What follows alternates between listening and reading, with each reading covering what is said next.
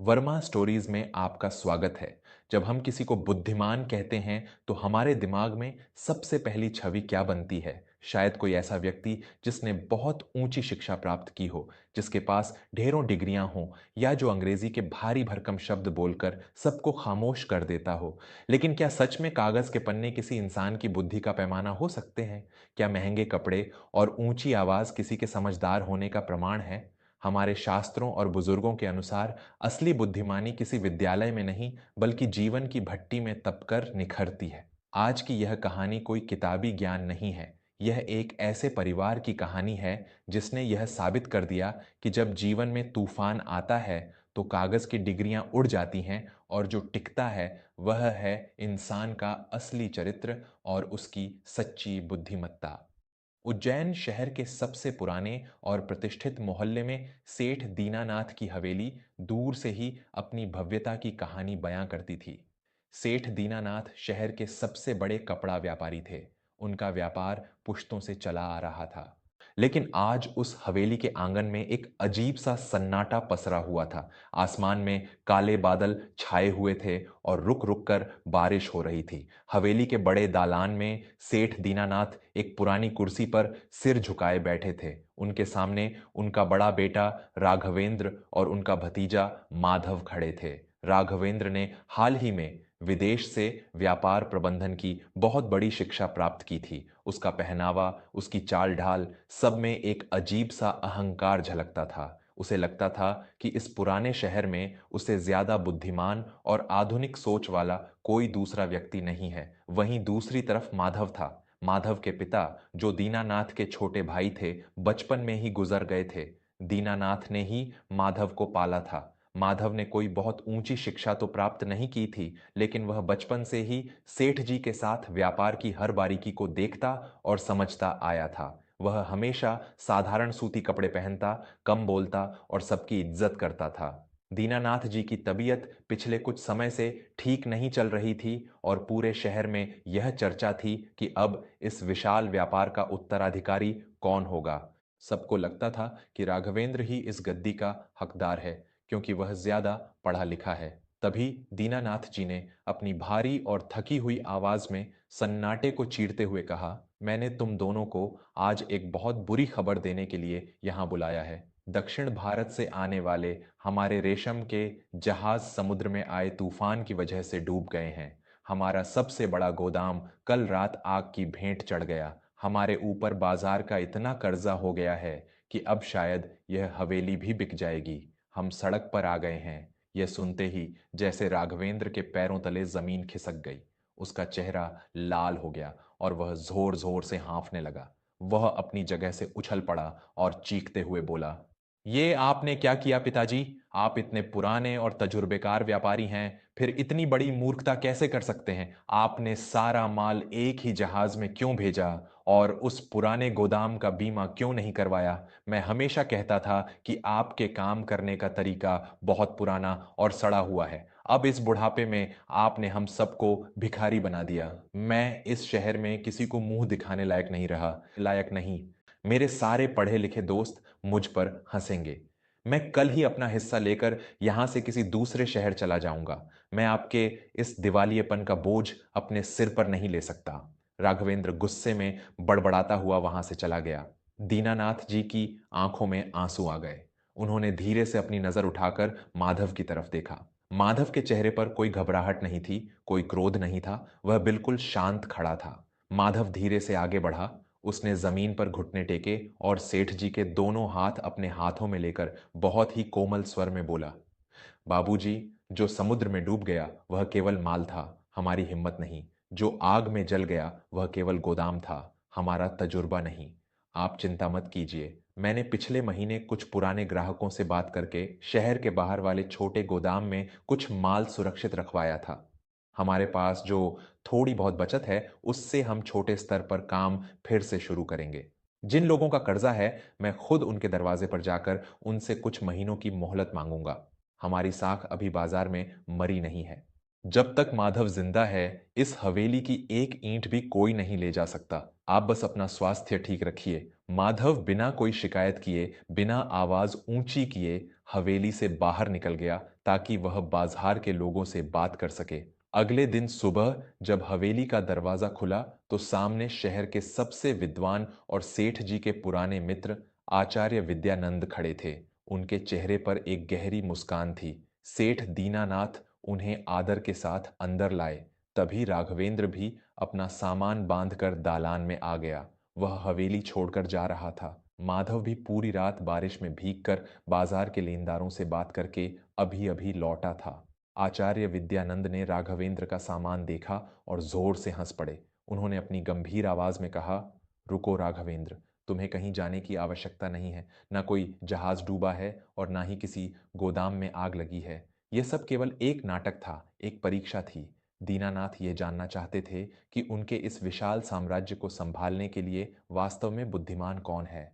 राघवेंद्र अवाक रह गया। उसका मुंह खुला का खुला रह गया।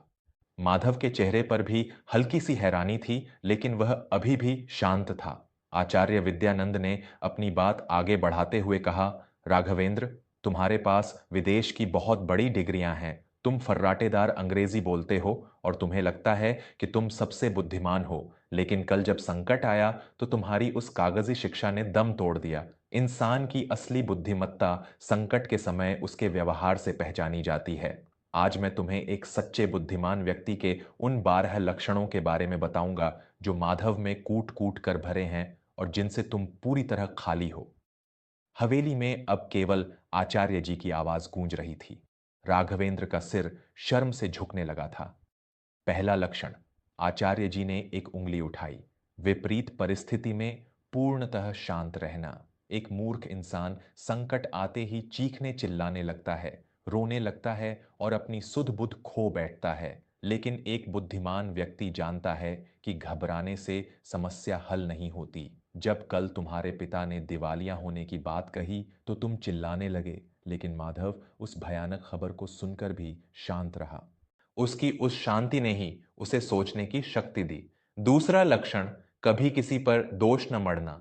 जब भी जीवन में कुछ गलत होता है तो कमजोर बुद्धि वाले लोग तुरंत दूसरों पर इल्जाम लगाने लगते हैं। तुमने संकट सुनते ही अपने पिता के तजुर्बे को गाली दी, उन्हें मूर्ख कहा, लेकिन माधव ने एक बार भी शिकायत नहीं की। उसने यह नहीं कहा कि आपकी वजह से ऐसा हुआ। बुद्धिमान इंसान शिकायत नहीं करता, वह हालात को स्वीकार करता है। राघवेंद्र को अब अपने ही कहे हुए शब्द तीरों की तरह चुभ रहे थे। तीसरा लक्षण है कम बोलना और समाधान खोजना। जो लोग बहुत ज्यादा बोलते हैं वे अपनी ऊर्जा केवल शब्दों में बर्बाद कर देते हैं। एक समझदार व्यक्ति संकट के समय रोना रोने के बजाय तुरंत समाधान की दिशा में काम करता है। तुमने भागने की योजना बनाई, जबकि माधव ने तुरंत अपने सुरक्षित माल और लेनदारों से बात करने का समाधान खोज लिया। वह समस्याओं का हिस्सा नहीं, समाधान का हिस्सा बना। चौथा लक्षण, आचार्य विद्यानंद ने माधव की ओर गर्व से देखते हुए कहा, अहंकार का न होना। शिक्षा अगर इंसान में नम्रता न लाए तो वह शिक्षा झर के समान है। तुम्हें अपनी डिग्रियों का बहुत घमंड था, इसलिए तुम्हें लगा कि तुम पिता से ज्यादा ज्ञानी हो। माधव के पास कोई डिग्री नहीं है, लेकिन उसके पास वो संस्कार हैं जो उसे बड़ों के सामने झुकना सिखाते हैं। फलदार पेड़ हमेशा झुका रहता है, केवल सूखी लकड़ी ही अकड़ी रहती है। पांचवां लक्षण, अपनी योजनाओं का ढिंढोरा न पीटना। एक सच्चा बुद्धिमान व्यक्ति कभी भी अपनी भविष्य की योजनाओं को दुनिया के सामने नहीं गाता। माधव ने जो माल शहर के बाहर सुरक्षित रखा था, उसके बारे में उसने कल से पहले कभी किसी को नहीं बताया। वह शांति से अपना काम करता रहा। मूर्ख लोग काम करने से पहले ही पूरे गांव में शोर मचा देते हैं। आचार्य जी थोड़ा रुके, उन्होंने माधव के भीगे हुए कपड़ों को देखा और फिर राघवेंद्र की ओर मुड़े। छठा लक्षण है संवेदना और करुणा। एक बुद्धिमान इंसान केवल अपने बारे में नहीं सोचता। संकट की घड़ी में तुमने क्या सोचा कि मैं मुंह दिखाने लायक नहीं रहा, मेरे दोस्त क्या कहेंगे, मैं शहर छोड़कर जा रहा हूं, तुम्हारा मैं तुम्हारे परिवार पर भारी पड़ गया। जबकि माधव ने क्या सोचा कि पिताजी की तबीयत ना बिगड़े, परिवार की साख ना जाए। जो व्यक्ति अपनों के दुख से दुखी नहीं होता वह इंसान कहलाने लायक नहीं, बुद्धिमान तो बहुत दूर की बात है। सातवां लक्षण, दिखावे और झूठे रुतबे से दूर रहना। तुम महंगे कपड़े पहनते हो, ब्रांड की बातें करते हो और चाहते हो कि लोग तुम्हें देखकर प्रभावित हों, असली समझदार व्यक्ति दिखावे के इस खेल से बहुत दूर रहता है। उसे पता होता है कि उसकी असली कीमत उसके कपड़ों में नहीं, उसके चरित्र में है। माधव का यह सादा जीवन ही उसकी सबसे बड़ी ताकत है। आठवां लक्षण है क्रोध पर पूरी तरह से नियंत्रण। कल तुम्हारा क्रोध इतना भयंकर था कि तुमने अपने पिता के सम्मान की भी परवाह नहीं की। क्रोध इंसान की बुद्धि को उसी तरह खा जाता है जैसे आग सूखे पत्तों को। जो अपने गुस्से पर काबू नहीं पा सकता, वह कभी एक अच्छा व्यापारी या एक अच्छा इंसान नहीं बन सकता। राघवेंद्र की आंखों से अब आंसू बहने लगे थे। वह जमीन पर बैठ गया। नौवां लक्षण भविष्य की दूरदर्शिता। एक साधारण इंसान केवल आज का फायदा देखता है, लेकिन बुद्धिमान इंसान आने वाले कल की तस्वीर देख लेता है। माधव ने पहले ही सोच लिया था कि बाजार में कभी भी उतार चढ़ाव आ सकता है, इसलिए उसने कुछ माल अलग रख छोड़ा था। इसे कहते हैं दूर की सोच रखना। 10वां लक्षण आचार्य विद्यानंद की आवाज में अब एक अजीब सी मिठास आ गई थी। हर स्थिति में अपने परिवार और अपनों का साथ न छोड़ना। मुसीबत के समय ही असली रिश्तों की पहचान होती है। अच्छे वक्त में तो पूरी दुनिया साथ खड़ी रहती है। जब हवेली पर संकट आया तो तुमने सबसे पहले हवेली छोड़ने का फैसला किया। लेकिन माधव इस डूबते हुए जहाज के साथ डटकर खड़ा रहा। बुद्धिमान व्यक्ति अपनी जिम्मेदारियों से कभी पीठ नहीं दिखाता। 11वां लक्षण है अपनी कमियों को स्वीकारना और लगातार सीखना। माधव जानता था कि वह बहुत पढ़ा लिखा नहीं है, इसलिए वह हमेशा तुम्हारे पिता के साथ रहकर अनुभव बटोरता रहा। वह हर दिन कुछ नया सीखता है, जबकि तुम्हें लगता था कि तुम सब कुछ जानते हो। जो इंसान यह मान लेता है कि उसे सब पता है, उसका विकास उसी दिन रुक जाता है। और सबसे अंतिम 12वां लक्षण मुश्किलों को एक अवसर की तरह देखना। जब तुमने सुना कि सब कुछ खत्म हो गया है, तो तुमने इसे अपना अंत मान लिया। लेकिन माधव ने इस स्थिति को एक नई शुरुआत माना। उसने फिर से शून्य से शुरुआत करने का साहस दिखाया। बुद्धिमान व्यक्ति बिखरता नहीं है, वह निखरता है। दालान में अब बिल्कुल सन्नाटा था। केवल राघवेंद्र के सिसकने की आवाज आ रही थी। सेठ दीनानाथ अपनी कुर्सी से उठे और उन्होंने माधव को अपने सीने से लगा लिया। उन्होंने राघवेंद्र की तरफ देखकर कहा, बेटा, डिग्रियां तुम्हें एक अच्छी नौकरी दिला सकती हैं, लेकिन जीवन की चुनौतियों का सामना करने की बुद्धि तुम्हें जमीनी हकीकत से जुड़कर ही मिलेगी।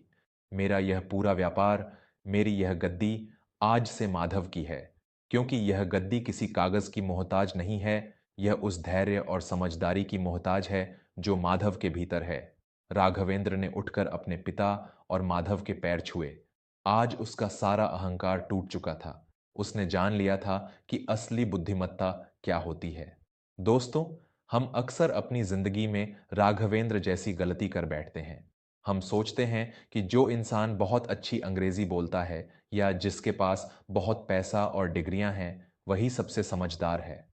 और इसी चक्कर में हम उन लोगों को कम आंकने लगते हैं जो साधारण होते हैं, कम बोलते हैं, लेकिन संकट के समय सबसे ज्यादा काम आते हैं। चाणक्य हों, महात्मा विदुर हों या हमारे घर के बड़े बुजुर्ग, सबने यही कहा है कि बुद्धिमान वह है जो धैर्यवान है, जो संकट में घबराता नहीं, जो अपनों का साथ नहीं छोड़ता और जो दिखावे की दुनिया में नहीं जीता। जरा रुक कर सोचिएगा, इन 12 लक्षणों में से कितने लक्षण आपके भीतर मौजूद हैं। और क्या आप भी कभी किसी की बाहरी चमक देखकर उसे बुद्धिमान मान लेने की भूल करते हैं? अगर आपको दीनानाथ जी के परिवार की यह कहानी और आचार्य विद्यानंद के बताए गए ये 12 लक्षण सच्चे लगे हों, तो इस विचार को अपने जीवन में जरूर उतारें। ये कहानी आपको कैसी लगी, हमें अपने अनुभव और विचार जरूर बताएं। आप देख रहे थे वर्मा स्टोरीज। हम फिर लौटेंगे एक नई कहानी, एक नए सत्य और जीवन की एक नई सीख के साथ।